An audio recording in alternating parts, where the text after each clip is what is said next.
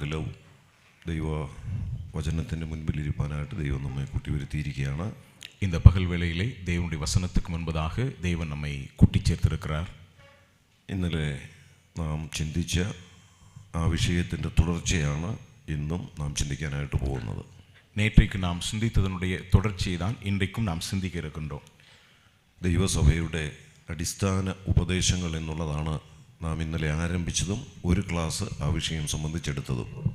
தேவனுடைய சபையினுடைய அஸ்திவார உபதேசங்கள் என்கிற காரியத்தை தான் நாம் சிந்திக்க துவங்கினோம்.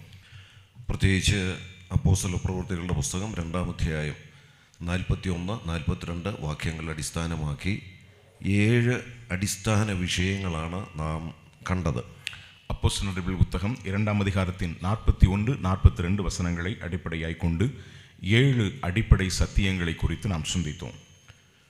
ആ 7 അടിസ്ഥാന വിഷയങ്ങളിൽ 4 ദൈവസഭയോട് ബന്ധപ്പെട്ട് ഏറ്റവും അത്യാവശ്യമുണ്ടായിരിക്കേണ്ട 4 കൂടിവരവുകളാണ് എന്ന് നാം കണ്ടു. அந்த 7 அடிப்படை சத்தியங்களிலே 4 காரியங்கள் தேவனுடைய சபையோடு கூட உள்ள நிலையிலே நாம் கூடி வருதலோடு உள்ள நிலையில் முக்கியமான விஷயங்களாக நாம் சிந்தித்தோம். ആ കൂടിവരവുകളെ നമുക്ക് സഭായോഗങ്ങൾ എന്ന് വിശേഷിപ്പിക്കാം. அந்த கூடி வருதலின் கூட்டங்களை சபையின் கூட்டங்கள் என்று நாம் அழைக்கலாம். സഭായോഗങ്ങൾ ഉപേക്ഷിക്കാതെ മുടങ്ങാതെ അതിൽ പങ്കെടുക്കണം എന്നുള്ളതും തിരുവെഴുത്തിലെ അടിസ്ഥാന ഉപദേശ விஷயம் தன்னையான. சபை கூடி வருதலை நாம் விட்டுவிடாமல் இருக்க வேண்டும் என்கிறது வேத புத்தகத்திலே சொல்லப்பட்டிருக்கிற அடிப்படை சத்தியமாகும். அது മാത്രമല്ല ഒരു ദൈവപൈതലിനെ സംബന്ധിച്ചിടത്തോളം കത്തിയ വിളക്ക് എന്നുള്ള നിലയിൽ തണ്ടാകുന്ന ദൈവസഭയുമായി നല്ല ബന്ധം പുലർത്തി മുൻപോട്ട് പോകണം എന്നും നാം കാണുകയുണ്ടായി. ஒரு தேவனுடைய பிள்ளையை பொறுத்த மட்டிலே கொளுத்தப்பட்ட விளக்கு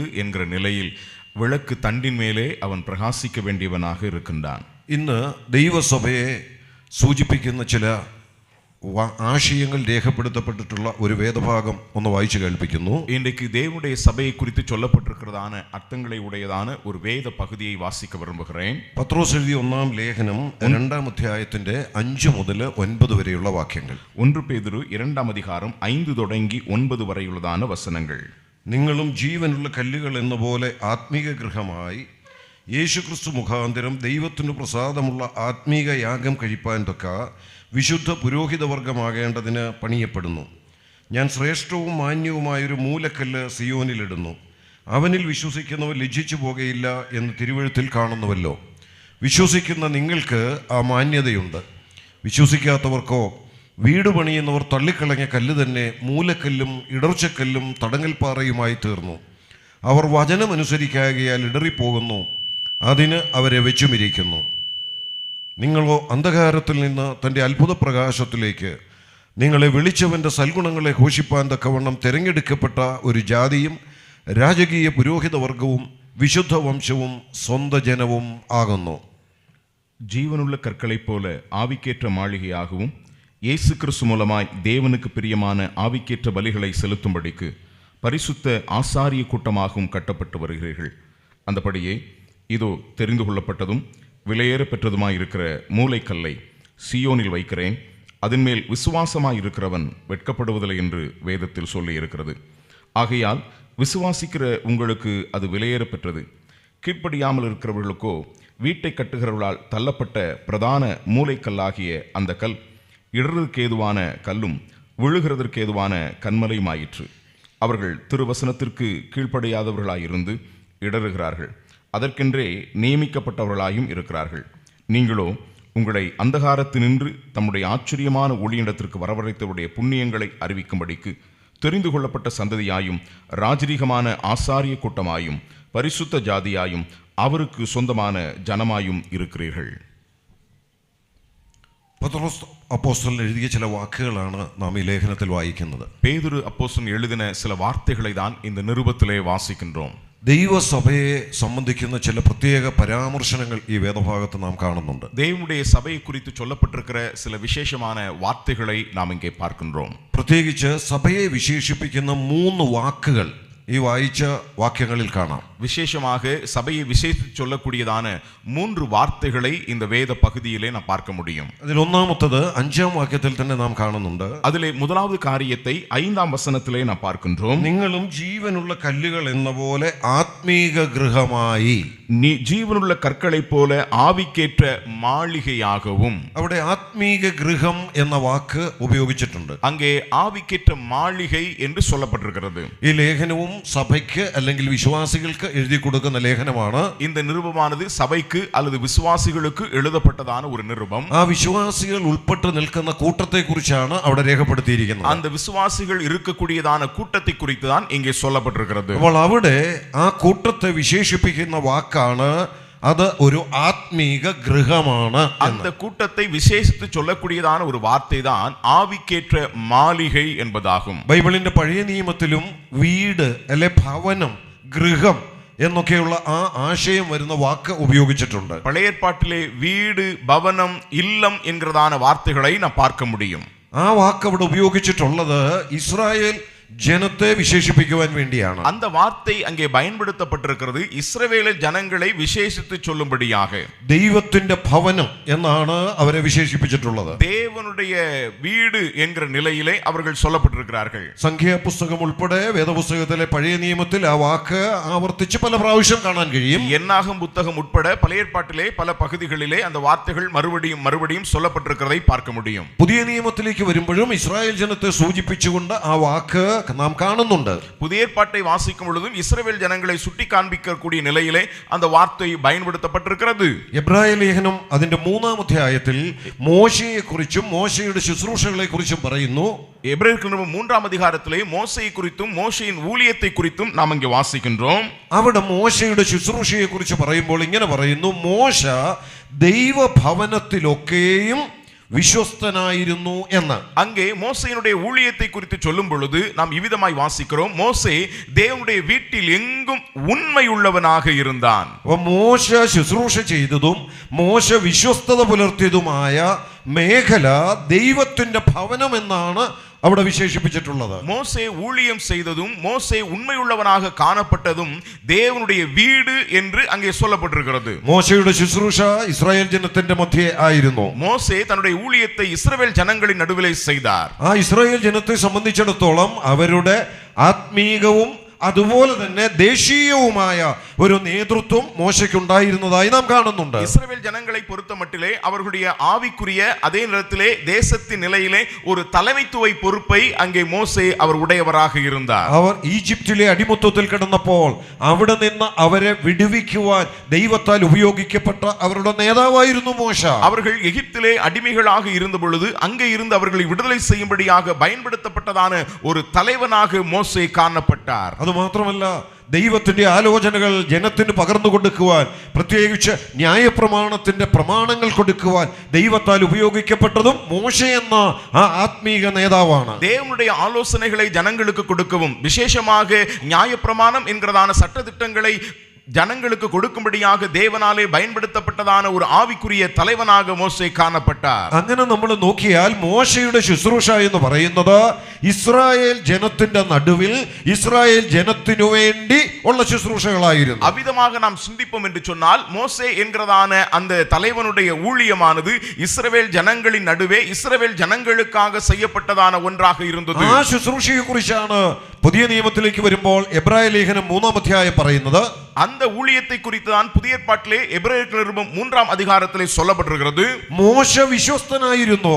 மோசே உண்மையுள்ளவனாக இருந்தார். എവിടെയാണ് മോശ വിശ്വസ്തത പുലർത്തിയത്? மோசே தன்னுடைய உண்மையை எங்கே காத்துக் கொண்டிருந்தார்? ദൈവഭവനത്തിലൊക്കെയും മോശ വിശ്വസ്തനായിരുന്നു. தேவனுடைய வீட்டில் எங்கும் மோசே உண்மையுள்ளவனாக இருந்தார். ആ വാക്ക് പഴയ നിയമത്തിൽ ഇസ്രായേൽ ജനത്തെ സൂചിപ്പിക്കാനാണ് ഉപയോഗിച്ചതെങ്കിൽ அந்த வார்த்தை பழைய ஏற்பாட்டிலே உள்ளதான இஸ்ரவேல் ஜனங்களை சுட்டி காண்பிக்கிறதற்காக பயன்படுத்தப்பட்டிருக்கிறது என்று சொன்னால், ഇവിടെ പത്രോസിന്റെ ലേഖനത്തിലേക്ക് വരുമ്പോൾ இங்கே பேதுரு தன்னுடைய நிருபத்திலே வரும் பொழுது ആത്മീക ഗൃഹം എന്ന് അതിനെ വിശേഷിപ്പിക്കുകയാണ്. ஆவிக்குரிய மாளிகை என்று அதை குறித்து சொல்லுகின்றார். ആത്മീക ഗൃഹം എന്ന് പറയുമ്പോൾ അത് ഇസ്രായേൽ ജനത്തിന്റെ കൂട്ടമല്ല.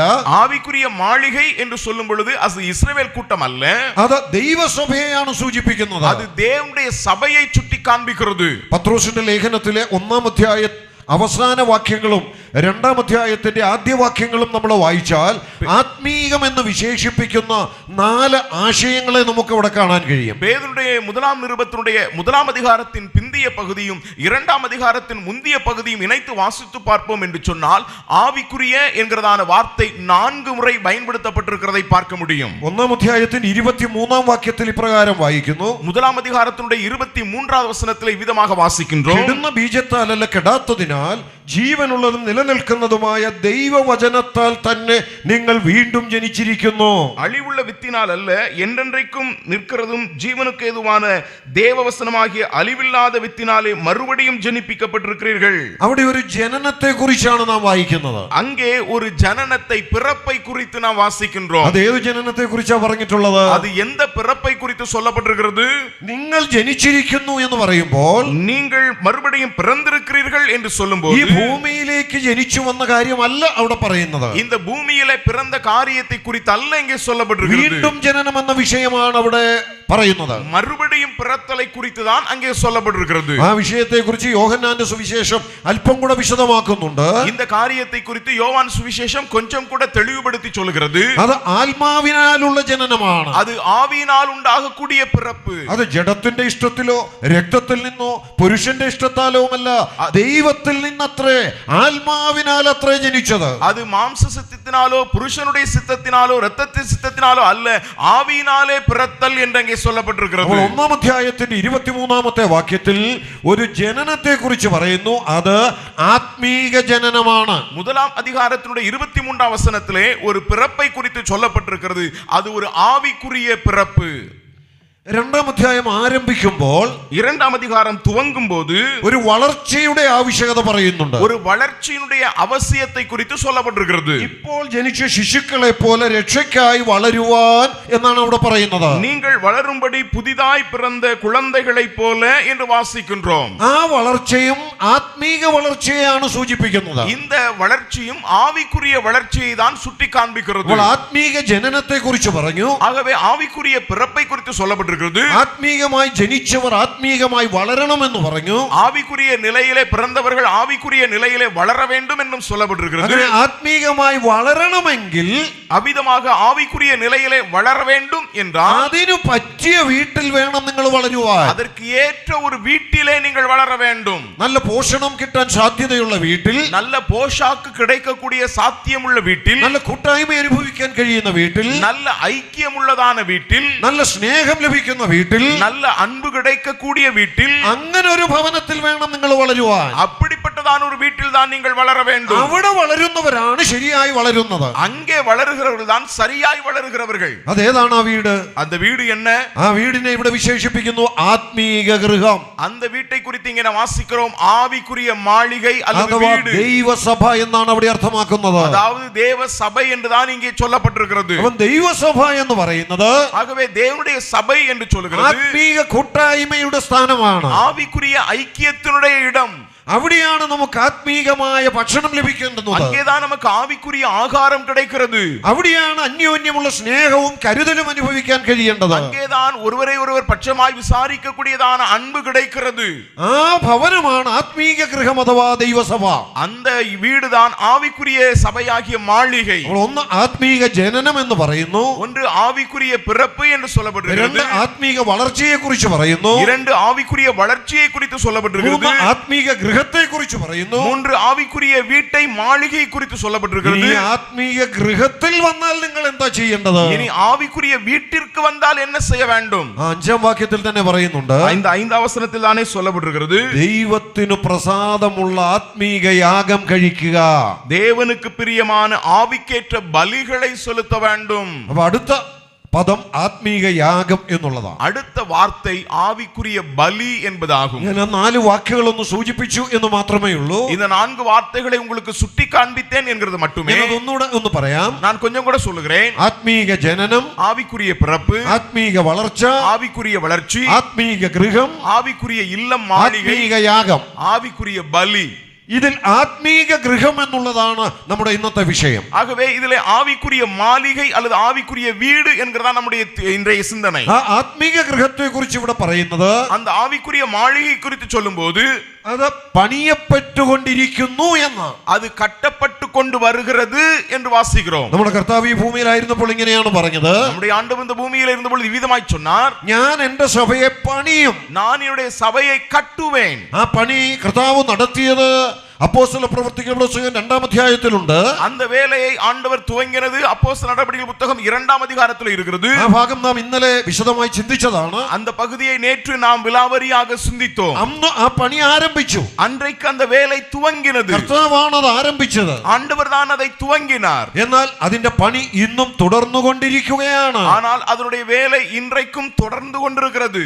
ആ പണിയിൽ ഇന്ന് ദൈവം ഉപയോഗിക്കുന്ന ചില കല്ലുകളാണ് ഇവിടെ ഇരിക്കുന്ന രക്ഷിക്കപ്പെട്ട ദൈവമക്കളായ നാം ഓരോരുത്തരും. அந்த வேளையிலே இன்றைக்கு தேவனாலே பயன்படுத்தப்பட்டிருக்கிறதான சில கற்கள் தான் இங்கே இருக்கக்கூடியதான ரட்சிக்கப்பட்டதான தேவ பிள்ளைகளாகிய நாம் ஒவ்வொருவரும். എഫേസ്യ ലേഖനത്തിന്റെ 2ആം അധ്യായം 21ആം വാക്യത്തിൽ, எபேசியர் 2ஆம் அதிகாரத்தினுடைய 21ஆம் வசனத்திலே ഈ സഭ ഇന്ന് വളരുന്നു എന്ന് പറയുന്നുണ്ട്. இந்த சபை இன்றைக்கு வளருகிறது என்று சொல்லப்பட்டிருக்கிறது. കർത്താവിൽ വിശുദ്ധ മന്ദിരമായി വളരുന്നു എന്ന് അവിടെ പറയുന്നത്. கர்த்தருக்குள்ளாக ஆவிக்கேற்ற மாளிகையாய் ஆலயமாய் எழும்புகிறது என்று வாசிக்கிறோம். ഇവിടെ ഉപയോഗിച്ച ഒന്നാമത്തെ പദം സഭയ്ക്ക് ആത്മീയ ഗൃഹം എന്നതാണ്. ஆகவே இங்கே முதலாவதாக சபைக்கு கொடுக்கப்பட்டிருக்கிற பெயர் ஆவிக்கேற்ற மாளிகை என்பதாகும். ഇനി രണ്ടാമത്തെ പദം നമുക്ക് നോക്കാം. இனி இரண்டாவது வார்த்தையை கவனிக்கலாம். 5ஆം വാക്യത്തിൽ തന്നെ പറയുന്നുണ്ട്, 5 வசனத்தில் தானே சொல்லப்பட்டிருக்கிறது, ദൈവത്തിന് പ്രസാദമുള്ള ആത്മീക യാഗം കഴിപ്പാൻ തക്ക വിശുദ്ധ പുരോഹിത വർഗമാകേണ്ടതിന് പണിയപ്പെടുന്നു. தேவனுக்கு பிரியமான ஆவிக்கேற்ற பலிகளை செலுத்தும்படிக்கு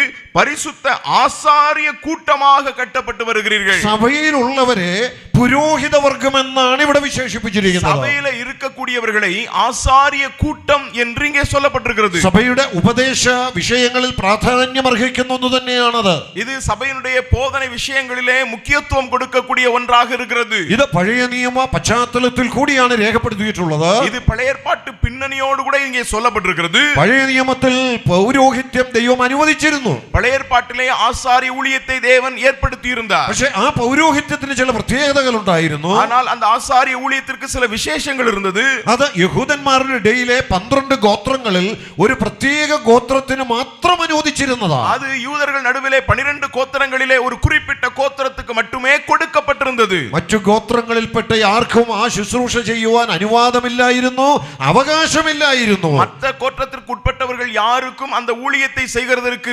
உரிமையோ அனுமதியோ இல்லாமல் இருந்தது. ലേവി ഗോത്രത്തിനു മാത്രം അനുവദിച്ചിരുന്നതാണ് പൗരോഹിത്യം. லேவி கோத்திரத்துக்கு மட்டுமே அனுமதிக்கப்பட்டிருந்ததான் ஆசாரிய ஊழியம். അതിൽ തന്നെ പുരുഷന്മാർ മാത്രമാണ് പൗരോഹിത്യ ശുശ്രൂഷ ചെയ്തിരുന്നത്. அதில் തന്നെ அங்கே புருஷர்கள் மட்டுமே ஆசாரிய ஊழியத்தை நிறைவேற்றக்கூடியவர்களாக இருக்கிறார்கள். ആ പൗരോഹിത്യത്തിൽ തന്നെ ഒരു പ്രാവശ്യം ഒരു മഹാപുരോഹിതൻ മാത്രം, അതായിരുന്നു വ്യവസ്ഥ.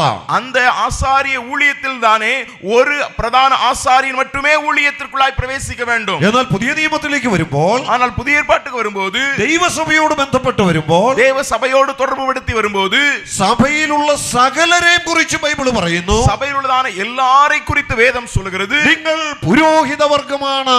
நீங்கள் ஆசாரிய கூட்டம். അപ്പൊ ഇവിടെ ഇരിക്കുന്ന രക്ഷിക്കപ്പെട്ട സകല ദൈവമക്കളും, இங்கே இருக்கக்கூடிய ரட்சிக்கப்பட்ட சகல தேவ பிள்ளைகளும் പുരോഹിത വർഗത്തിൽപ്പെട്ടവരാണ്. ஆசாரிய கூட்டத்திற்குட்பட்டவர்கள். അവിടെ ജാതി വ്യത്യാസമില്ല, அங்கே ஜாதி வித்தியாசம் இல்லை, അവിടെ ഗോത്ര വ്യത്യാസമില്ല, அங்கே இன வித்தியாசம் இல்லை, അവിടെ സ്ത്രീ പുരുഷ വ്യത്യാസമില്ല. அங்கே ஆண் பெண் வித்தியாசம் இல்லை. രക്ഷിക്കപ്പെട്ടതാണോ, ரட்சிக்கப்பட்டீர்களா, ദൈവസഭയുടെ ഭാഗമാണോ, தேவ சபையினுடைய அங்கமா, പുരോഹിതരാ. நீங்கள் ஆசாரியர்கள். അപ്പൊ ഇവിടെ ഇരിക്കുന്ന രക്ഷിക്കപ്പെട്ട സകല ദൈവമക്കളും ആരാണെന്നാണ് ഈ വിശുദ്ധ വേദപുസ്തകം പഠിപ്പിക്കുന്നത്. அப்படி என்றால் இங்கே ரட்சிக்கப்பட்டிருக்கிற சகல தேவ பிள்ளைகளும் யார் என்று வேத புத்தகம் கற்றுக் கொடுக்கிறது.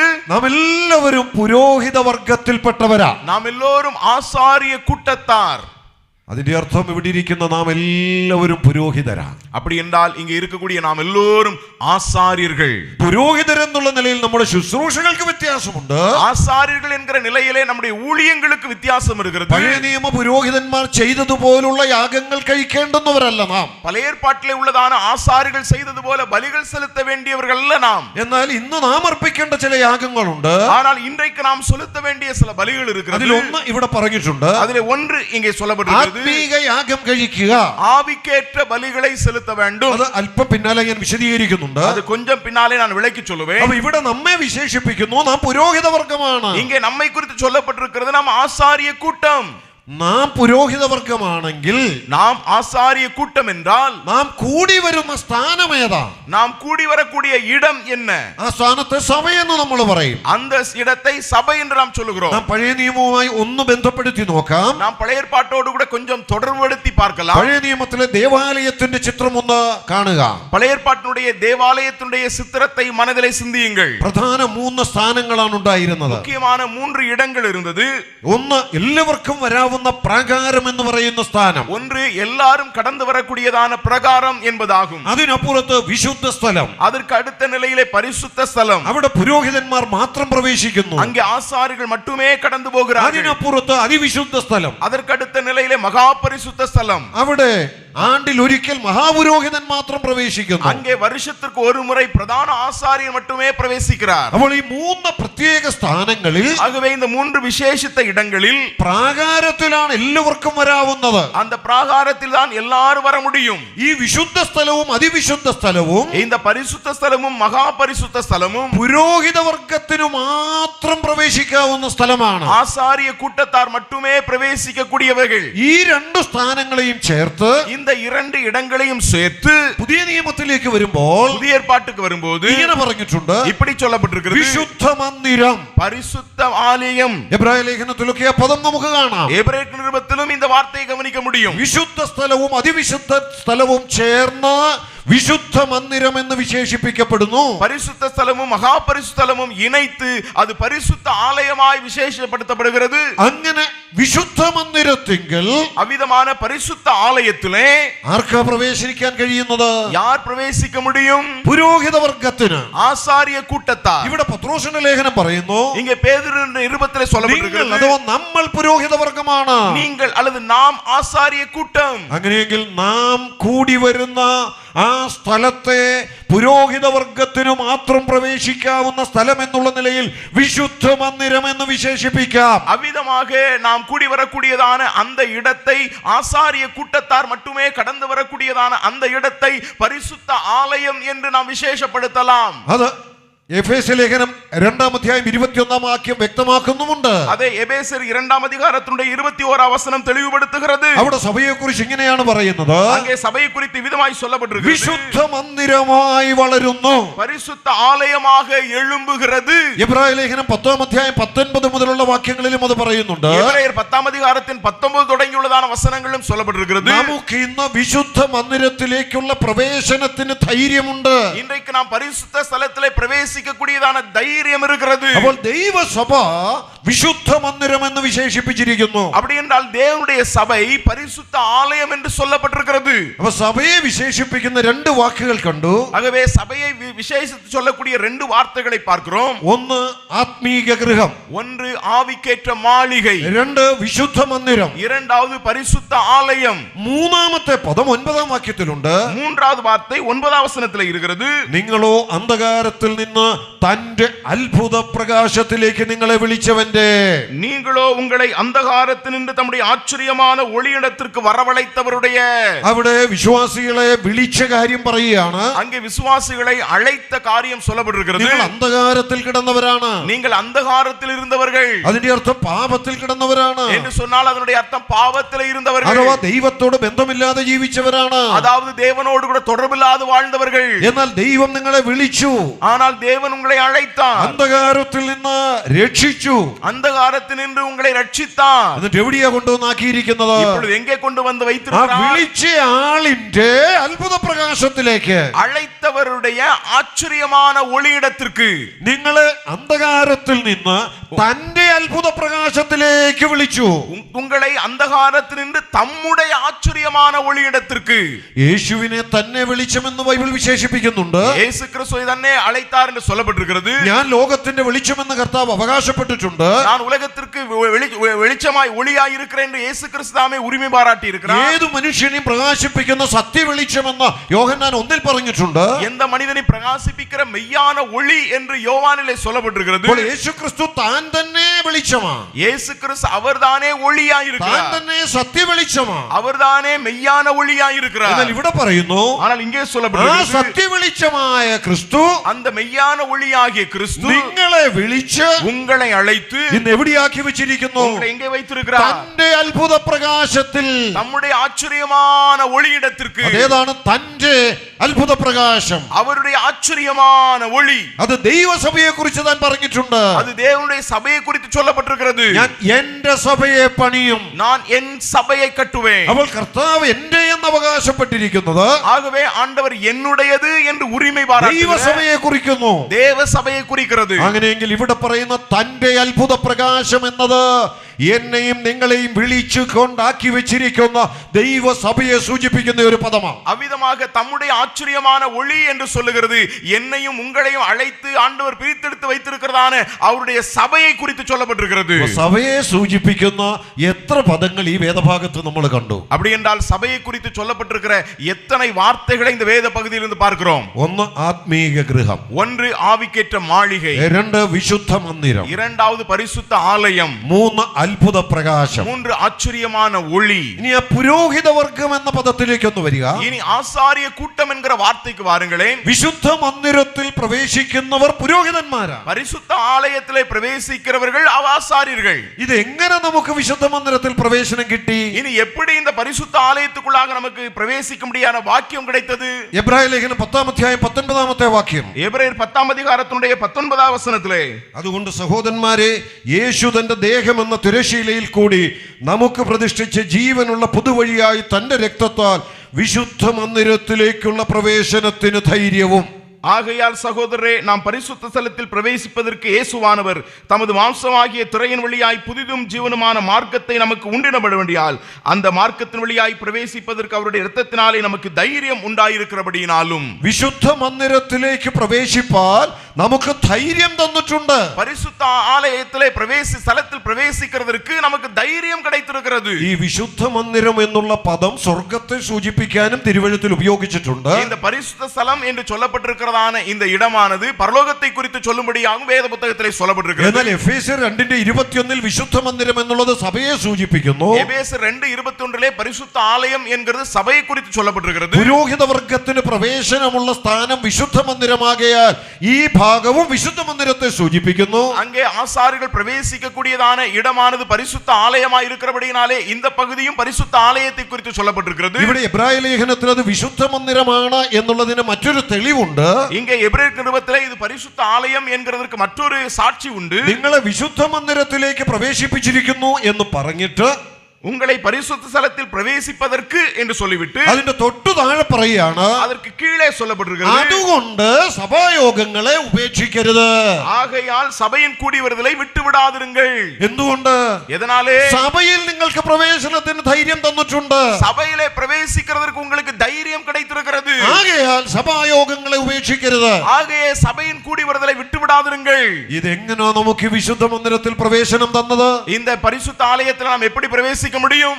അതെങ്ങനെയാണെന്നാണ് ഈ എബ്രായ ലേഖനം പറയുന്നത്. அது எப்படி என்றுதான் இந்த எபிரேய நிருபம் சொல்லுகிறது. യേശു തന്റെ ദേഹം എന്ന തിരശീലയിൽ കൂടി இயேசுவானவர் தமது மாம்சமாகிய திரையின் வழியாய் തന്റെ രക്തത്താൽ நம்முடைய இரத்தத்தினாலே നമുക്ക് വിശുദ്ധ മന്ദിരത്തിൽ പ്രവേശിപ്പാൻ நமக்கு பரிசுத்த ஸ்தலத்தில் பிரவேசிக்கும்படி ഒരു പുതിയ വഴി തുറന്നു തന്നു. ஒரு புதிதான வழியை திறந்து கொடுத்திருக்கிறார். എന്താ പുതിയ വഴി എന്ന് പറയുന്നത്?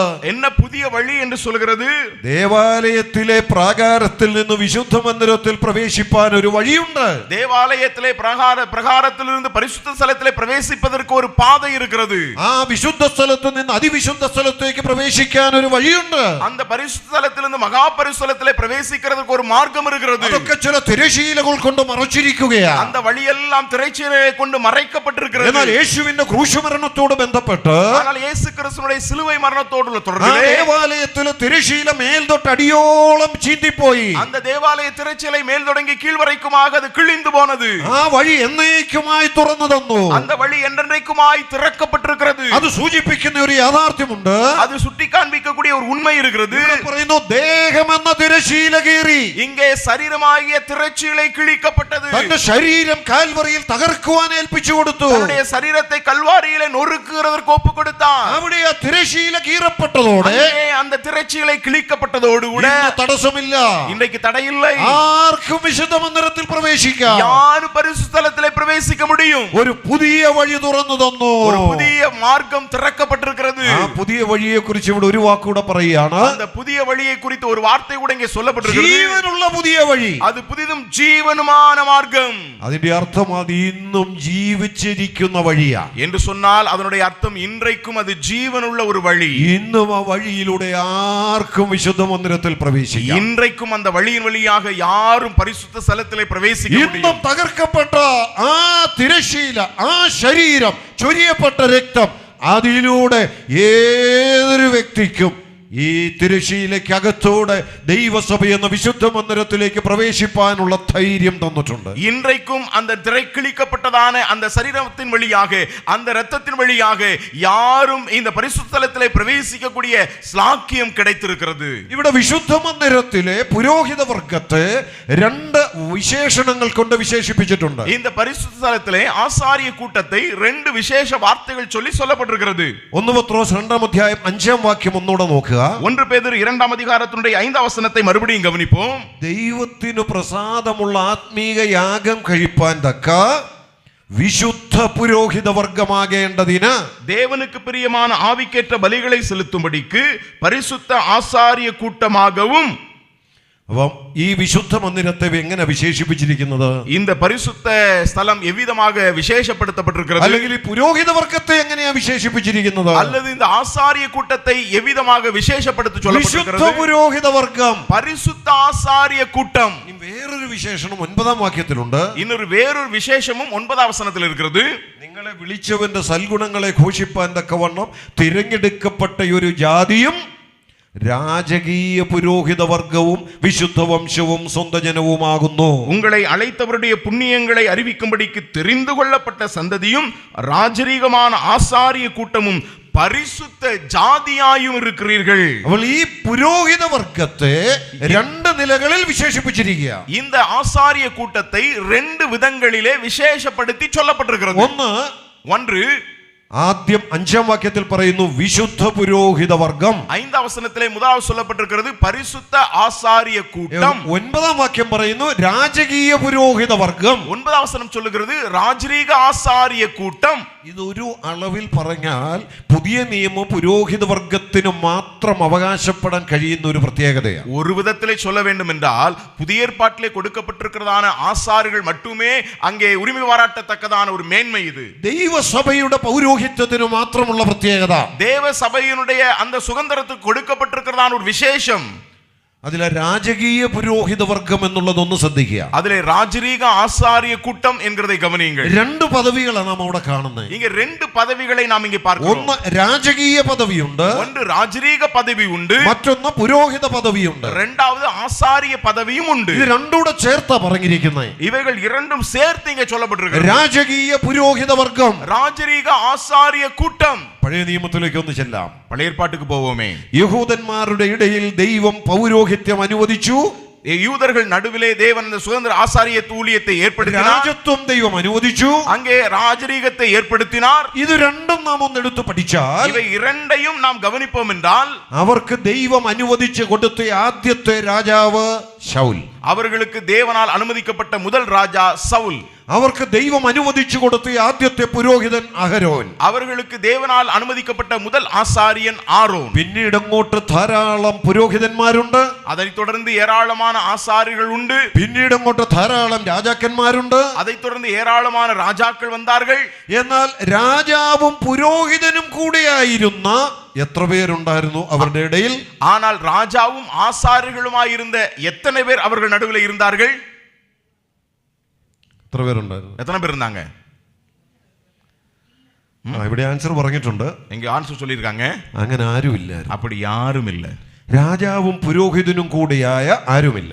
ராஜாவும் ஆசாரியருமான சேர்ந்த பதவியுடைய யாரும் கிடையாது. എന്നാൽ അവർക്ക് രാജത്വവും പൗരോഹിത്യവും അനുവദിക്കുന്നതിന് മുൻപുള്ള ഒരു വ്യക്തിയെ കുറിച്ച് ഇത് രണ്ടുകൂടെ ഉള്ളതായിട്ട് ബൈബിളിൽ പറയുന്നുണ്ട്. ஆனால் அவர்களுக்கு ஆசாரியத்துவம் ஊழியமும் அதே நேரத்தில் ராஜரீகமும் கொடுக்கப்படுகிறதுக்கு முன்னதாக இவை இரண்டையும் உடைய ஒரு நபரை அவர்களுக்கு முன்பதாகவே சொல்லப்பட்டிருக்கிறது.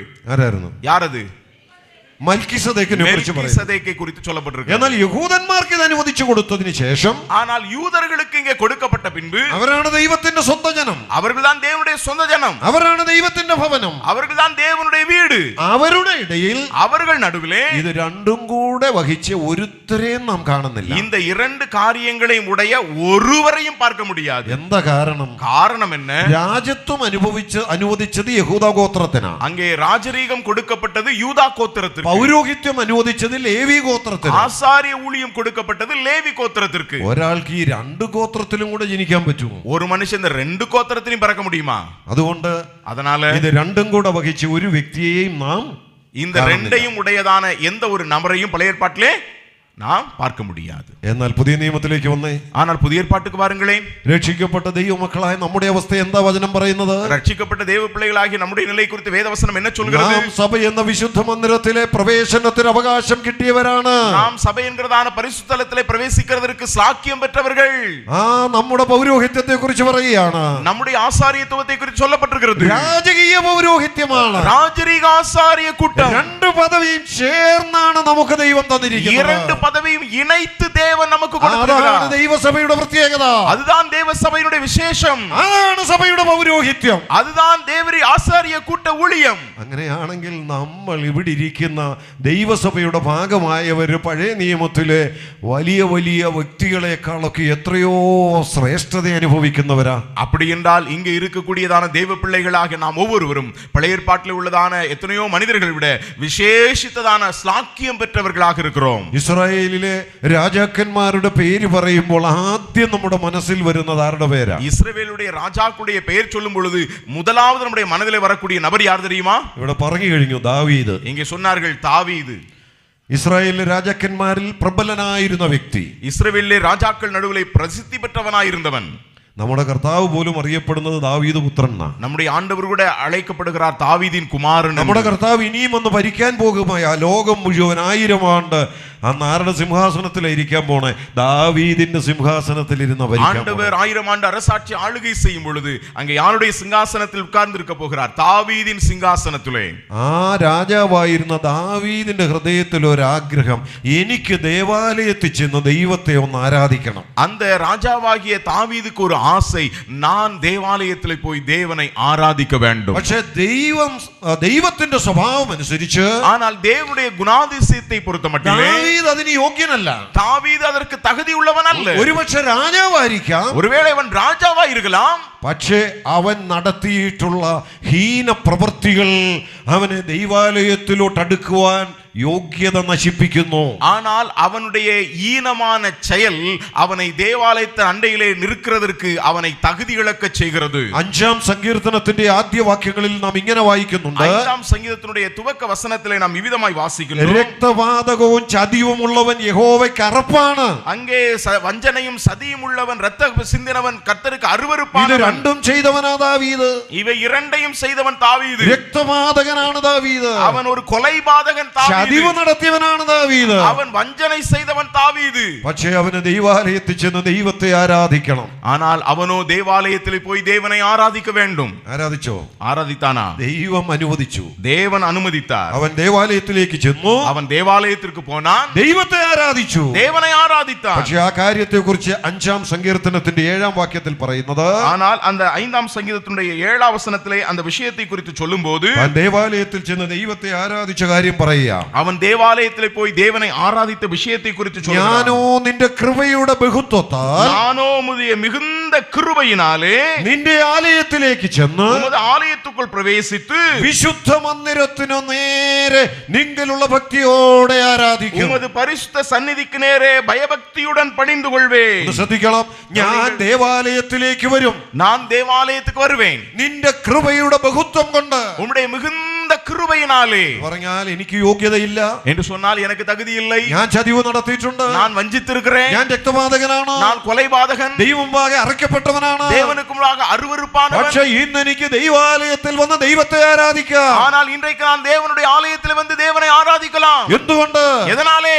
നിന്റെ കൃപയുടെ ബഹുത്വത്താൽ. உம்முடைய மிகுந்த மிகுந்த கிருபையினாலே ദൈവകൃപയെ അനുഭവിച്ചുകൊണ്ട് ദാവീദ് ദേവാലയത്തിൽ ചെന്നു. தேவனுடைய கிருபையை அனுபவித்துக் கொண்டு தாவீது தேவாலயத்துக்கு சென்றார். അവിടെ ചെന്ന് ദൈവത്തെ ആരാധിക്കുക. அங்கே சென்று தேவனை ஆராதிக்கின்றார். പക്ഷേ ஆனால் എവിടെ നിന്ന് ആരാധിച്ചതെന്നറിയാമോ? எங்கே நின்று ஆராதித்தார் தெரியுமா? ആ വാക്യം നാം ഇങ്ങനെയാ വായിക്കുന്നത്. அந்த വാர்த்தையிலே விதமாய் வாசிக்கின்றோம். നിന്റെ വിശുദ്ധ മന്ദിരത്തിന് നേരെ നിങ്ങളുള്ള ഭക്തിയോടെ ആരാധിക്കും. உமது பரிசுத்த சந்நிதிக்கு நேரே பக்தியுடன் பணிந்து கொள்வேன். എന്താ അതിന്റെ അർത്ഥം? என்றால் அதனுடைய அர்த்தம் என்ன? ദേവാലയത്തിലോട്ട് ചെന്നു. தேவாலயத்துக்கு போனார். എല്ലാവർക്കും പ്രവേശിക്കാവുന്ന പ്രാകാരത്തിൽ ചെന്നു. எல்லாரும் கடந்து வரக்கூடியதான பிரகாரத்திற்கு வந்தார். അവിടെ നിന്ന് அங்கே நின்று ദേവാലയത്തിന്റെ നേരെ നോക്കി ദൈവത്തെ ആരാധിച്ചേച്ചു മടങ്ങി. தேவ சந்நிதிக்கு நேரே நின்று கர்த்தரை ஆராதித்து விட்டு திரும்ப வந்து விட்டார். അങ്ങനല്ലേ തമിഴിലും? அப்படி ദേവാലയത്തിന് വിശുദ്ധ മന്ദിരത്തിന് നേരെ നോക്കി ദൈവത്തെ ആരാധിച്ചു. அங்க பரிசுத்த ஸ்தலத்துக்கு நேரே நின்று பரிசுத்த சந்நிதிக்கு நேரே நின்று வந்து ஆராதித்தேன். എന്താ അതിന്റെ അർത്ഥം? என்றால் அதனுடைய அர்த்தம் என்ன? ദൈവകൃപയെ അനുഭവിച്ചുകൊണ്ട്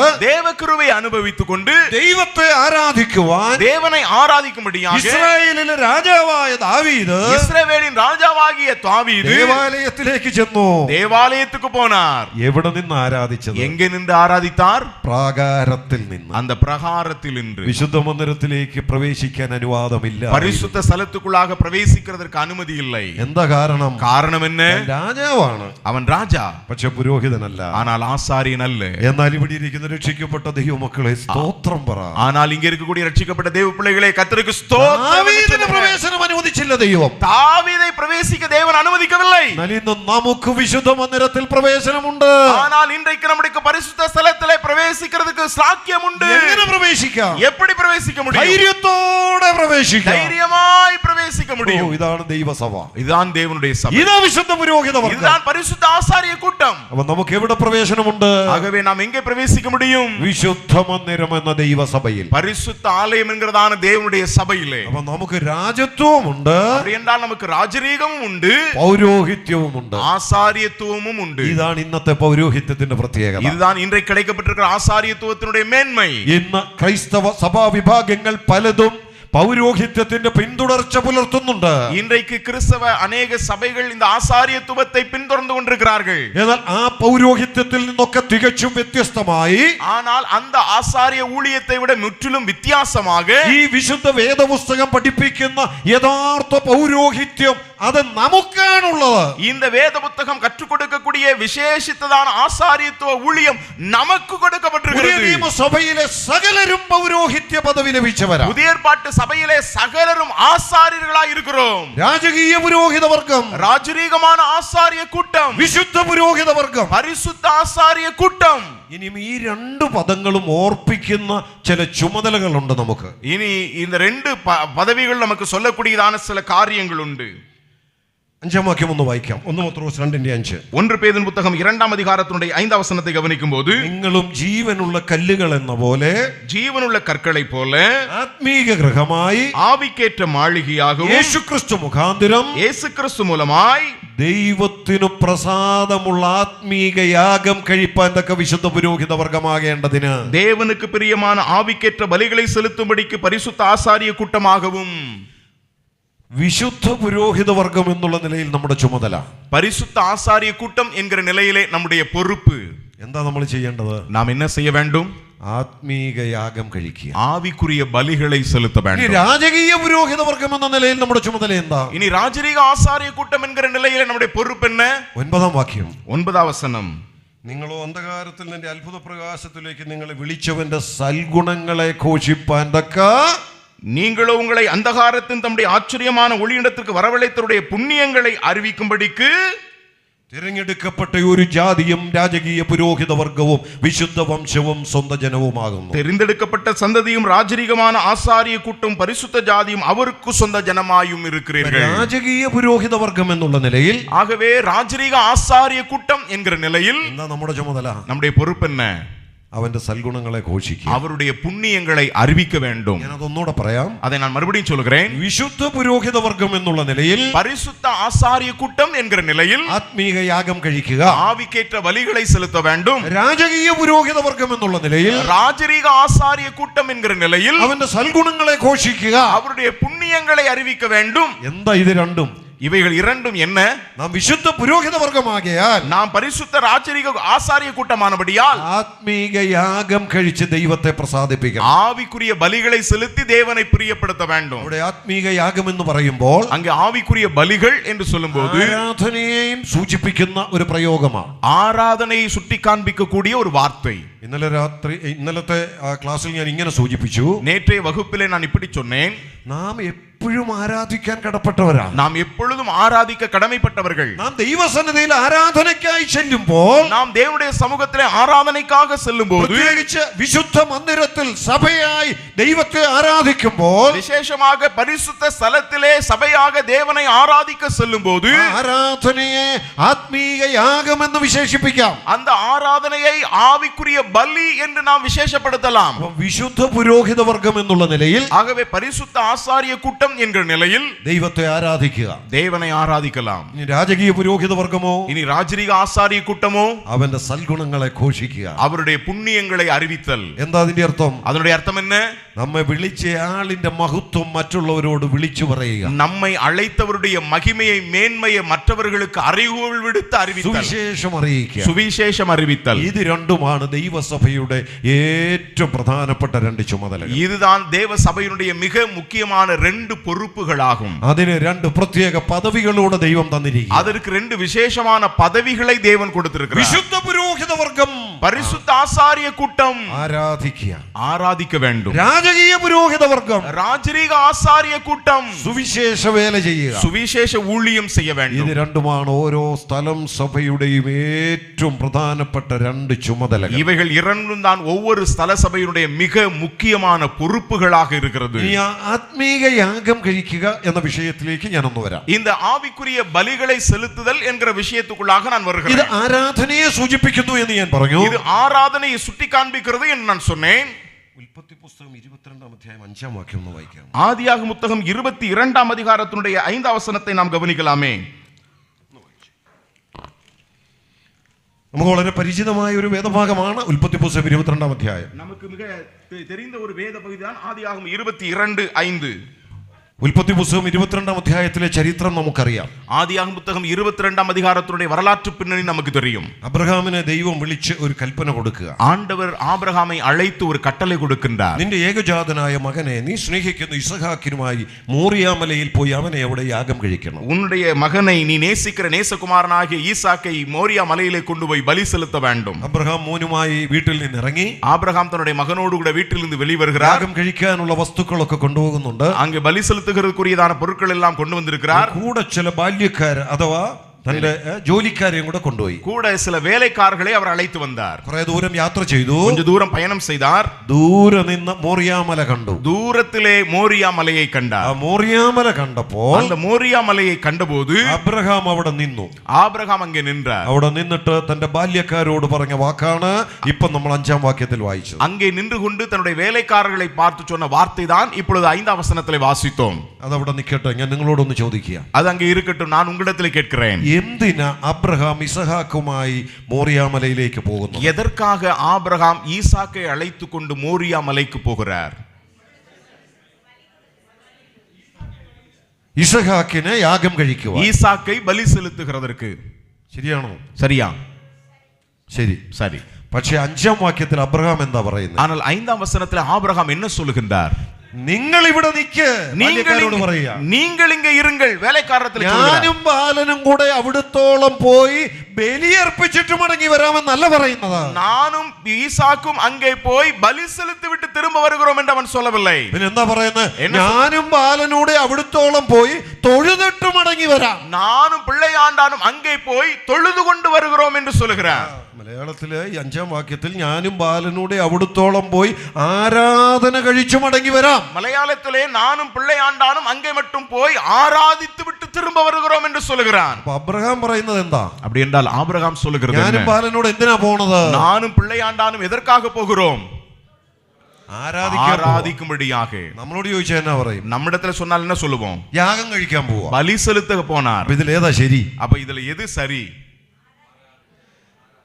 ആരാധിക്കുക ஆராதித்து എന്ന് പറഞ്ഞാൽ என்று சொன்னால் ആ യാഗം കഴിക്കുന്നതിനെ ஆராதிക്കുക എന്നാണ് അവിടെ വിശേഷിപ്പിച്ചിട്ടുള്ളത്. அந்த பலி செலுத்துகிற என்கிற செயலை ஆராதனை என்கிற வார்த்தையோடு തനിക്കുള്ളതിനെ ദൈവത്തിന് കൊടുക്കാൻ പോകുക. தனக்குள்ளதை தேவனுக்கு கொடுக்க போகிறார். താൻ ഏറ്റവും സ്നേഹിക്കുന്നതിനെ ദൈവത്തിന് കൊടുക്കാൻ പോവുക. தான் அதிகமாய் நேசிக்கிறதை தேவனுக்கு கொடுக்க போகிறார். ഏകമകനെ ദൈവത്തിന് അർപ്പിക്കാൻ പോവുക. ஒரே மகனை தேவனுக்கு கொடுக்க போகிறார். അപ്പോൾ അതെന്താ? அப்படி என்றால் அது என்ன? ആരാധനയാണ്. அது ஒரு ആരാധனை. അപ്പോൾ ആരാധന എന്ന് പറയുന്നത് യാഗം കഴിക്കുന്നതുമായി ബന്ധപ്പെടുത്തി തിരുവെഴുതി പറഞ്ഞിട്ടുണ്ട്. ஆகவே ஆராதனை என்கிறதை பலி செலுத்துகிறோடு தொடர்புபடுத்தி வேத புத்தகத்தில் சொல்லப்பட்டிருக்கிறது. അങ്ങനെയെങ്കിൽ 1 പത്രോസ് 2:5 പറയുകയാണ്. அப்படி என்றால் 1 பேதுரு 2:5 சொல்லப்பட்டிருக்கிறது. നിങ്ങളെ എന്തിനാ വിശുദ്ധ പുരോഹിത വർഗമാക്കിയിരിക്കുന്നത്? உங்களை எதற்காக பரிசுத்த ஆசாரிய கூட்டமாய் மாற்றி இருக்கிறார்? ആത്മീക യാഗം കഴിക്കുവാൻ, ஆவிக்கேற்ற பலிகளை செலுத்துகிறதற்கு.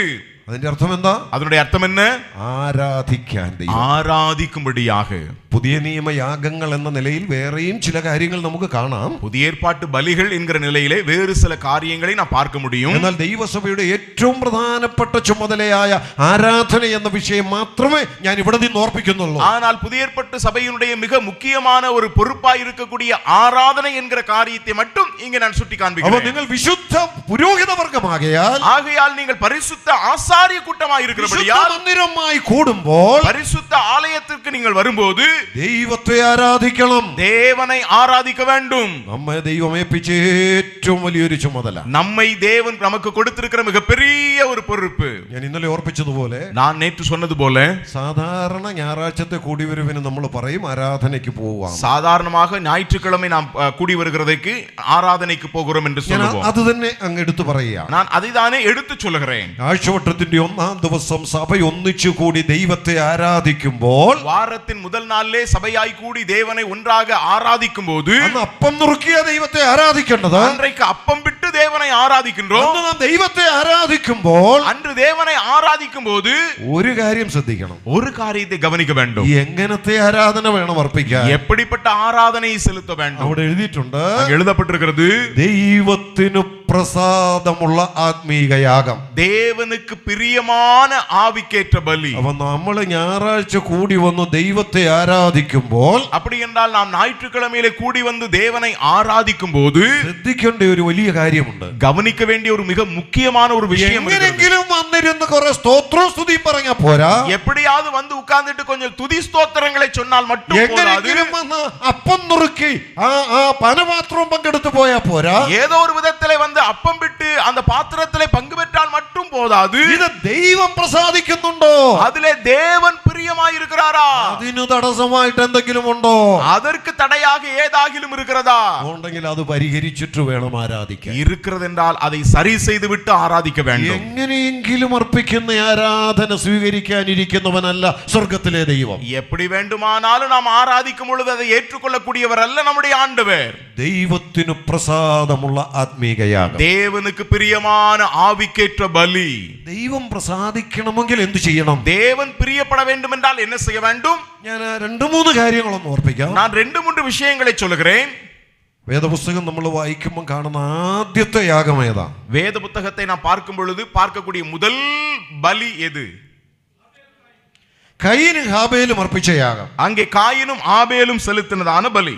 അവിടെ ഒരാളുടെ യാഗത്തിൽ ദൈവം പ്രസാദിച്ചു. அங்கே ஒருவருடைய பலியிலே தேவன் பிரியமாயிருந்தார். ഒരാളുടെ യാഗത്തിൽ ദൈവം ஒருவருடைய பலியிலே தேவன் പ്രസാദിച്ചില്ല.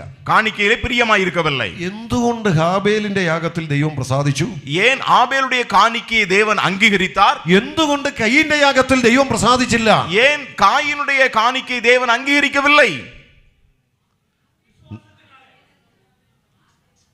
എബ്രായ ലേഖനം 11-ാം അധ്യായത്തിലേക്ക് വരുമ്പോൾ പറയുന്നുണ്ട്, எபிரேயர் 11-ാം വിശ്വാസത്താൽ ഹാബേൽ, விசுவாசத்தினாலே ஆபேல் என்று வாசிக்கிறோம். അവൻ വിശ്വാസത്തിൽ നിന്ന് അർപ്പിച്ചത്. ஆகவே விசுவாசத்திலிருந்து அவன் செலுத்தினான். വിശ്വാസത്തിൽ നിന്ന് അർപ്പിച്ചപ്പോൾ അത് പ്രസാദിക്കാൻ ചില കാരണങ്ങളുണ്ട്. விசுவாசத்திலிருந்து அவன் செலுத்தின பொழுது அதை தேவன் பிரியப்படுகிறதுக்கு சில காரணம் இருந்தது. എന്താ കാരണങ്ങൾ? என்ன காரணம் தெரியுமா?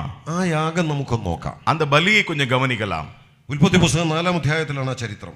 ஆதியாகம புத்தகம் 4-ாம் அதிகாரத்துல தான் இந்த சம்பவம். അവിടെ അതിന്റെ 4-ാം വാക്യം ഒന്ന് ശ്രദ്ധിക്കുക. அதனுடைய 4-ாம் வசனத்தை கொஞ்சம் கவனியுங்களேன். 3-ാം വാക്യം ആദ്യം. மன்னிக்கு 3-ாம் வசனத்தை முதலாவது பார்க்கலாம். കയീൻ നിലത്തെ അനുഭവത്തിൽ നിന്ന് യഹോവയ്ക്ക് ഒരു വഴിപാട് കൊണ്ടുവന്നു. காயின் நிலத்தின் காணிக்கைகளை கர்த்தருக்கு காணிக்கையாக கொண்டு வந்தான். ഹാബേലും ആട്ടിൻകൂട്ടത്തിലെ കടിഞ്ഞൂലുകളിൽ നിന്ന് അവയുടെ മേധസ്സിൽ നിന്ന് തന്നെ ഒരു വഴിപാട് കൊണ്ടുവന്നു. ஆபேலும் தன் மந்தையின் தலையீற்றுகளிலும் அவைகளில் கொழுமையானவைகளிலும் சிலவற்றை கொண்டு வந்தான். ഇപ്പൊ കയീനും ഹാബേലും യാഗം കഴിക്കാൻ പോവുകയാ. இங்கே காயினும் ஆபேலும் காணிக்கை செலுத்துகிறதற்காய் பலி செலுத்துகிறதற்காய் போகிறார்கள். രണ്ടുപേരും യാഗം കഴിക്കാൻ പോയപ്പോൾ എങ്ങനെ പോയെന്നൊന്ന് ശ്രദ്ധിച്ചു. இந்த ரெண்டு பேரும் பலி செலுத்துகிறதுக்கு அல்லது காணிக்கை கொடுக்கிறதுக்கு போன பொழுது எப்படி போனார்கள்? കയീൻ പോയതിനെ കുറിച്ച് അവിടെ എഴുതിയിരിക്കുകയാണ്. காயின் போனதை குறித்து அங்கே சொல்லப்பட்டிருக்கிறது. കയീൻ നിലത്തെ അനുഭവത്തിൽ നിന്ന് യഹോവയ്ക്ക് ഒരു വഴിപാട് കൊണ്ടുവന്നു. காயின் நிலத்தின் கனிகளை கர்த்தருக்கு காணிக்கையாக கொண்டு வந்தான். ഇത് പറഞ്ഞാൽ என்று சொன்னால் ആരാധനയ്ക്ക് പോകേണ്ട സമയമായി. ஆராதனைக்கு போக வேண்டிய நேரம் வந்தது. കയീൻ ഓടിച്ചെന്ന് காயின் ஓடி போய் തന്റെ വിളവ് കിടക്കുന്ന മുറിയിലോട്ട് കയറി தன்னுடைய அந்த விளைச்சல் இருக்கக்கூடியதான அந்த அறைக்குள்ளாய் போய் എടുത്തുകൊണ്ട് அங்கிருந்து சிலவற்றை எடுத்துக்கொண்டு വേഗം ചെന്ന് വഴിപാട് അർപ്പിച്ചു. வேகமாய் போய் காணிக்கை செலுத்தினான். ഹാബേലോ ஆனால் ஆபேலோ യോഗത്തിന് പോകേണ്ട സമയമായി. அந்த கூட்டத்திற்கு ஆராதனைக்கு போக வேண்டிய நேரம் வந்தது. അവിടെ കൊണ്ട് ദൈവത്തിന് എന്തെങ്കിലും കൊടുക്കണം, യാഗമർപ്പിക്കണം. அங்கே போய் தேவனுக்கு ஏதாவது கொடுக்க வேண்டும், தேவனுக்கு என்று காணிக்கை செலுத்த வேண்டும். എന്താ ചെയ്തതെന്നൊന്ന് ശ്രദ്ധിച്ചേ. என்ன செய்தான் கவனியுங்கள். താൻ തന്റെ ആട്ടിൻകൂട്ടത്തിന്റെ ഇടയിലേക്ക് ചെന്ന് அவன் தன் மந்தையின் நடுவிலே போய் കിട്ടിയ ഒരെണ്ണത്തിനെ പിടിച്ചുകൊണ്ട് കൊടുത്തു. கையில கிடைத்ததை ஒன்றை கொண்டு வந்து கொடுத்தான். അങ്ങനല്ല, அப்படி அல்ல. പിന്നെ എന്താ ചെയ്തത്? என்ன செய்தான்? ആട്ടിൻകൂട്ടത്തിന്റെ ഇടയിലേക്ക് ചെന്നു. அவன் மந்தையின் நடுவிலே போய் ആകെ ഒന്ന് തപ്പി அங்க கொஞ்சம் தேடி பார்த்தான். ഇതിൽ കടിഞ്ഞൂലുകൾ ഏതുണ്ട്? இதிலே தலையீற்று என்ன இருக்கிறது? അങ്ങനെ കുറെ കടിഞ്ഞൂലുകളെ കണ്ടു. அவ்விதமாக சில தலையீற்றுகளை பார்த்தான். അവയെ ഒന്നുകൂടെ ഒന്ന് പരിശോധിച്ചു. அதை இன்னும் கொஞ்சம் பார்த்து ഏറ്റവും മേധസ്സുള്ളത് ഏതുണ്ട്? அவைகளை எது கொழுமையா இருக்கிறது என்றும் பார்த்தான். അത് പിടിച്ചോണ്ടാ പോയത്. அதை பிடித்து கொண்டு போனான். എന്ന് പറഞ്ഞാൽ അതിന്റെ അർത്ഥം എന്താണെന്ന് என்று சொன்னா அதனுடைய அர்த்தம் என்ன தெரியுமா? കയീൻ ആരാധനയ്ക്ക് പോയപ്പോൾ காயின் ஆராதனைக்கு போன போது ധൃതി വെച്ച് കൈ കിട്ടിയതും കൊണ്ടങ്ങ് പോയി. வேக வேகமா கையில கிடைச்சதை எடுத்துட்டு போயிட்டான். എന്നാൽ ഹാബേലോ ஆனால் ஆபேலோ പോകുന്നതിന് മുൻപ് ആട്ടിൻകൂട്ടത്തിന്റെ ഇടയിൽ അല്പസമയം ചെലവഴിച്ചു. அவன் போகிறதற்கு முன்பதாக தன்னுடைய மந்தையின் நடுவிலே சில நேரத்தை செலவழித்தான். ആട്ടിൻകൂട്ടത്തിന്റെ ഇടയിൽ ചെന്ന് அந்த மந்தையின் நடுவிலே போய் ഒന്ന് പരിശോധിച്ചു. அதனுடைய முழுவதும் சுற்றி ഇതിൽ பார்த்து കടിഞ്ഞൂലുകൾ ഏതുണ്ട്? ഇതിലെ തലയിற்றியது, ഇതിൽ ഏറ്റവും മേധസ്സുള്ളത് ഏതുണ്ട്? ഇതിലെ மிக கொழுமையானது ഞാൻ எது? ദൈവത്തിന് കൊടുക്കാൻ പോകുകയാ. நான் தேவனுக்கு கொடுக்க போகிறேன். ഏറ്റവും നല്ലത് വേണം കൊടുക്കാൻ. மிக நேர்த்தியானதை கொடுக்க வேண்டும். അതിന്റെ പിന്നിൽ ഒരു അല്പസമയം ചെലവഴിച്ചു. அதற்கு முன்பதாக கொஞ்ச நேரம் செலவு செய்தான். കൊടുക്കാനുള്ളത് ഒരുക്കിക്കൊണ്ടാ പോയത്. அங்கே கொடுக்கக்கூடியதை ஆயத்தப்படுத்தி கொண்டு போனான். ഞാൻ അതുകൊണ്ട് ഇങ്ങനെ പറയട്ടെ ദൈവമക്കളെ, நான் அதனால இப்படி சொல்கிறேனே தேவ பிரியைகளே, ദൈവം പ്രസാദിക്കുന്ന ആരാധന അർപ്പിക്കണമെങ്കിൽ தேவன் பிரியப்படுகிற ஆராதனையை நாம் செலுத்த வேண்டும் என்றால் എങ്ങനെ വേണം പോകാൻ? எப்படி போகணும்? ഒരുക്കത്തോടെ ஆயத்தத்தோடு கூட போக வேண்டும். അതിന്റെ പിന്നിൽ ദൈവസന്നിധിയിൽ ഇരിക്കുന്നവരായിരിക്കണം. அதற்கு பின்பதாய் தேவ சமூகத்திலே அமர்ந்திருக்கிறவர்களாய் இருக்க കഴിഞ്ഞ வேண்டும். 6 ദിവസത്തെ ജീവിതത്തെ ഒന്ന് പരിശോധിച്ചിട്ട് വേണം പോകാൻ. கடந்த 6 நாட்களுடைய வாழ்க்கையை சோதனை செய்துவிட்டு போக வேண்டும். ഉണർന്നുള്ളതോ ബലഹീനതയോ ഉണ്ടെങ്കിൽ അത് പരിഹരിച്ചിട്ട് വേണം പോകാൻ. முடமாய் இருக்கிறதோ பலவீனமாய் இருக்கிறதோ அதையெல்லாம் சரி செய்து விட்டு போக வேண்டும். ഏറ്റവും മേധസ്സിനെ കണ്ടുപിടിച്ചു വേണം കൊണ്ടുപോകുവാൻ. மிக கொழுமையானதை கண்டுபிடித்து கொண்டு போக வேண்டும். ഒരു ഒരുക്കം അതിന്റെ പിന്നിൽ ആവശ്യം. ஒரு ஆயத்தம் அதற்கு பின்பதாக தேவை. തിരക്ക് പിടിച്ച ജീവിതമാ നമുക്കൊക്കെ. நமக்கெல்லாம் ரொம்ப பிஸியான லைஃப். ഞായറാഴ്ച രാവിലെ എന്താ ചെയ്യുന്നത്? ஞாயிற்றுக்கிழமை காலைல என்ன பண்றோம்? ധൃതി വെച്ച് റെഡിയാകും. சீக்கிரமா ரெடி ஆவோம். ബൈബിൾ എവിടെ ഇരിക്കുന്ന തപ്പി പൊടിയൊക്കെ തൂത്ത് അതും കണ്ടുപിടിക്കും. பைபிள் எங்க இருக்குன்னு தேடி பிடிச்சு கண்டுபிடிச்சு மேல இருக்க தூசியை தட்டுவோம். അതും കൊണ്ട് നേരെ യോഗത്തിന് അങ്ങ് പോകുകയാ. அதை தூக்கிட்டு ஆராதனைக்கு போவோம். അതിന്റെ പിന്നിൽ ഒന്ന് ഇരിക്കാൻ സമയമില്ല. ஆனா அதுக்கு முன்னால கொஞ்சம் உட்கார்றதுக்கு நேரம் இல்ல. ഇതൊന്ന് തുറന്ന് വായിച്ചു നോക്കാൻ സമയമില്ല. இதை திறந்து வாசிக்கிறதுக்கு நேரம் இல்ல. സഹോദരന്മാർ ചില ചിന്ത പറയണമെങ്കിൽ അതൊന്ന് ധ്യാനിച്ച് ഒരുക്കി കൊണ്ടുപോകാൻ നേരമില്ല. சகோதரர்கள் ஒரு தியான சிந்தனை கொடுக்கிறதுக்காக ஆயத்தமாகி போகிறதுக்கு நேரம் இல்ல. പിന്നെ പലരും എന്താ ചെയ്യുന്നതെന്ന് അറിയാമോ? அநேகர் என்ன பண்றாங்க தெரியுமா? അവിടെ ചെന്ന് കഴിഞ്ഞിട്ടാ ചിന്ത വരുന്നത്. அங்க போயினதுக்கு அப்புறம் தான் அப்படிப்பட்ட ஆராதனை தியானம் வருது. ഒന്ന് എഴുന്നേക്കണ്ടേ, എന്തെങ്കിലും ഒന്ന് പറയണ്ടേ? ஓ நாம கொஞ்சம் எந்திரிச்சு ஏதாவது சொல்லணும்ல. അവിടെ ഇരുന്ന് ചിന്തിക്കാൻ തുടങ്ങും. அங்க உட்கார்ந்து யோசிப்பாங்க.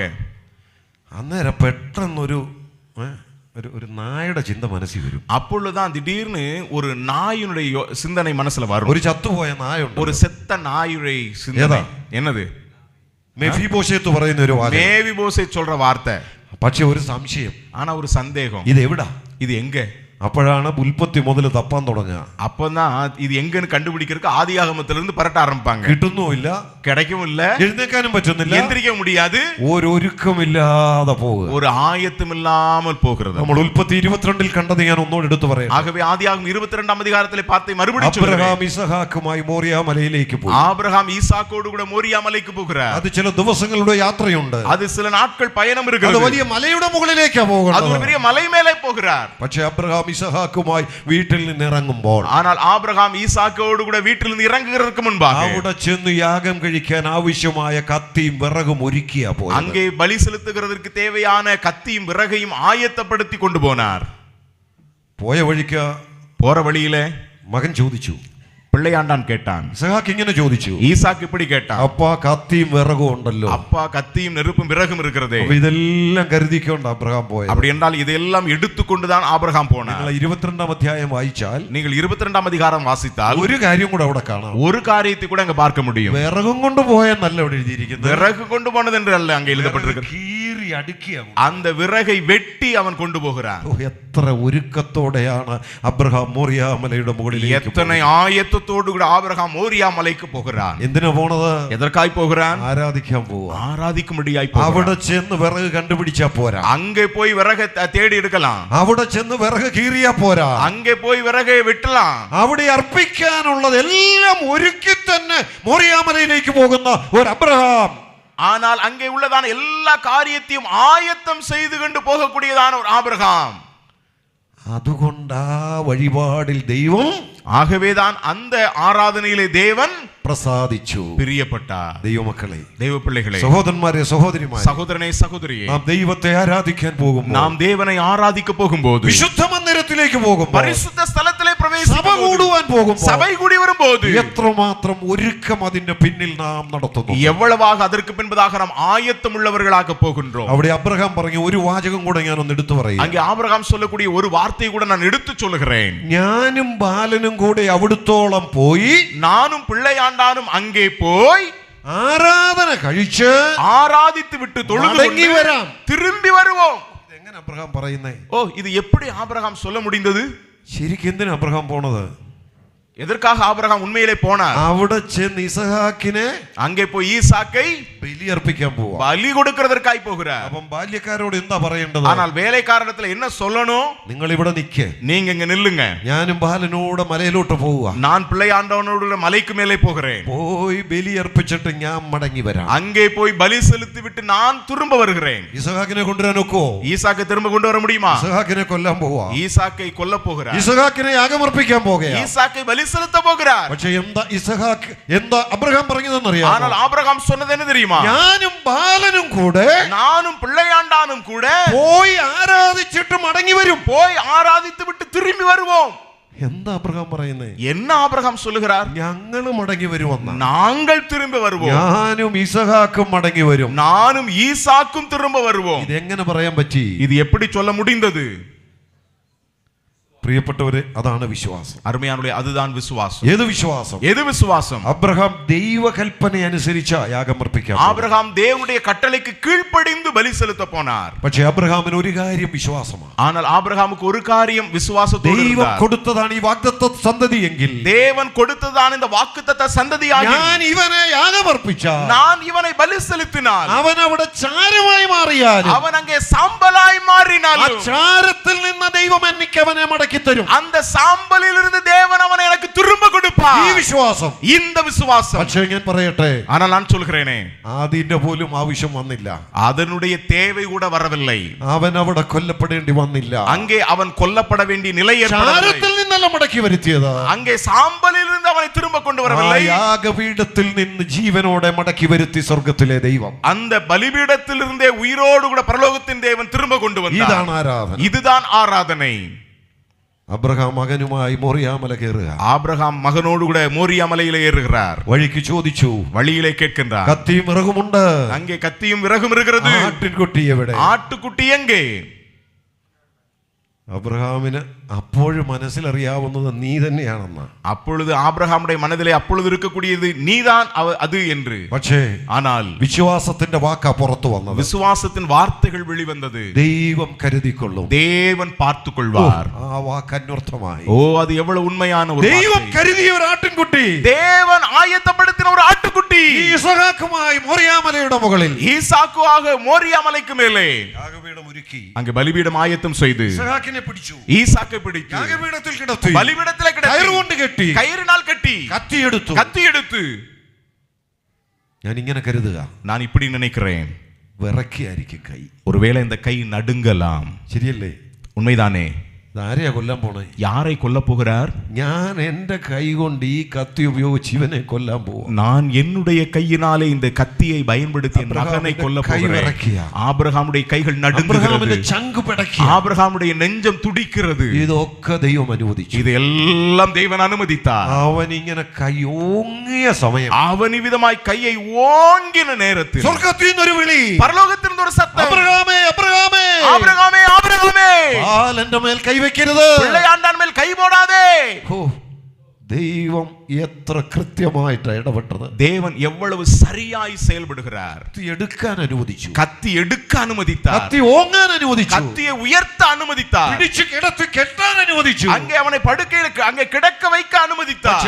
അവന്റെ ശരീരത്ത് കത്തി വീഴാൻ ദൈവം അനുവദിച്ചു. ஆனால் அந்த சரீரத்தின் மீது கத்தி படுகிறதற்கு அனுமதிக்கவில்லை. ഇതാണ് സ്വർഗ്ഗത്തിലെ ദൈവം. இதுதான் பரலோகத்தின் தேவன். ഈ ദൈവമാണ് നമ്മുടെ ദൈവം. இந்த தேவன் தான் நம்முடைய தேவன். ഈ ദൈവത്തെ അബ്രഹാം ആരാധിച്ചത്, இந்த தேவனை ஆபிரகாம் ஆராதித்தார். ഈ ദൈവത്തെ നാം ആരാധിക്കുന്നു. இந்த தேவனை நாம் ஆராதிக்கிறோம். അവ എങ്ങനെ വേണം ആരാധിക്കാൻ? அப்படி என்றால் நாம் எவ்விதமாய் ஆராதிக்க வேண்டும்? ഒരുക്കത്തോടെ, ஆயத்தத்தோடு கூட. അതിന്റെ പിന്നിൽ ഒരു ഒരുക്കമുണ്ടായി. அதற்கு முன்பதாய் ஒரு ஆயத்தம் இருக்க வேண்டும். നീ അത് മാത്രമല്ല, இனி அது மட்டுமல்ல, അങ്ങനെ ഒരുക്കത്തോടെ കൊടുത്തപ്പോൾ, அவ்விதமாய் ஆயத்தத்தோடு கொடுத்தபோது ഹാബേലിന് എന്താ കൊടുക്കാൻ പറ്റിയത്? ஆபேலால் என்ன கொடுக்க முடிந்தது?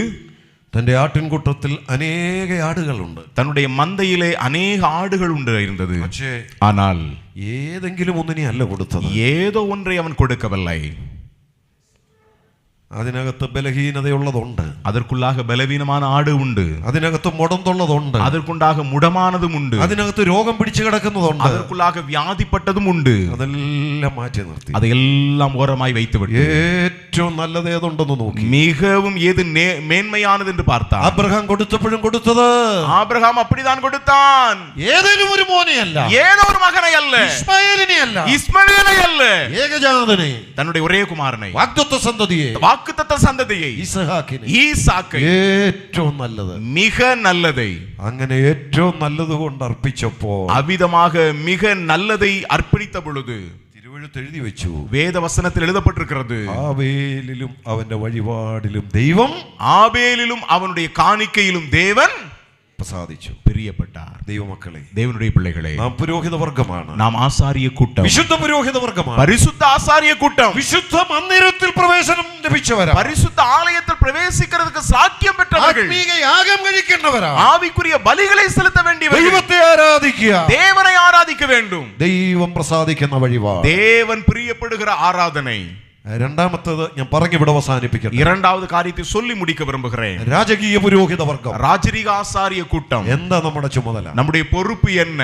അവന്റെ സൽഗുണങ്ങളെ ഘോഷിക്കുക, அவருடைய புண்ணியங்களை அறிவிக்க வேண்டும். ആവോളം സുവിശേഷത്തിന് വേണ്ടി ജീവിക്കുക, நாம் நம்மால் முடிந்த நிலையில் சுவிசேஷத்திற்காய் வாழ வேண்டும், സുവിശേഷ വേല ചെയ്യുക, சுவிசேஷ ஊழியம் செய்வோம். സഭയുടെ രണ്ട് പ്രധാന ദൗത്യം, சபையுடைய இரண்டு முக்கியமான நோக்கம், வேலை, അടിസ്ഥാന വിഷയമാണ്. அடிப்படையான காரியம். ഒന്ന് ദൈവത്തെ ആരാധിക്കുക, ஒன்று தேவனை ஆராதிக்க രണ്ട് வேண்டும், സുവിശേഷ വേല ചെയ്യുക, இரண்டாவது சுவிசேஷ ஊழியம் செய்ய வேண்டும். ഇതിലൂടെ ദൈവത്തെ പ്രസാദിക്കുക. இதன் மூலமாக தேவனை பிரியப்படுத்த வேண்டும். അതിന് എത്ര വലിയ പദവിയാ ദൈവം നമുക്ക് തന്നെ. அதற்கு எத்தனை பெரிய பதவியை தேவன் நமக்கு கொடுத்திருக்கிறார்.